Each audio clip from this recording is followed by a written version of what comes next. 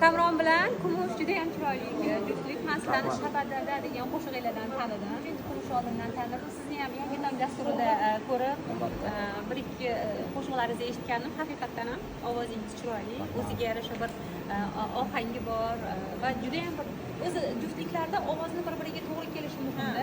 To'g'rimi? Tember deydi. Men aynan musiqashunos emasman. Shuning uchun o'shada juda ham to'g'ri keldi. Uzoq yillar birga ijod qilinglar, uzoq yillar bir-birlarni tushunib, bir-birlarni qo'llab-quvvatlab ijod qilinglar. Xalqi mehrida bo'linglar va yana bitta narsa, Kumush ham Qonun ham juda chiroyli ismlar. Juda chiroyli, sizlarning o'sha gruppalarning badiiy rahbari, prodyuserlar juda chiroyli bir tandemni yaratib taqdim qilyapti xalqimizga. Ko'z tegmasin. Sizda bitta boshqa san'atkorlarga o'xshamaydigan jihat bor. So'zlarga nihoyatda qat'iy tartib bilan yondashasizlar. O'sha aynan muhabbat haqidagi hozir eshitgan qo'shig'imiz ham muhabbat bu eskida qaytadan chop etilmaydi.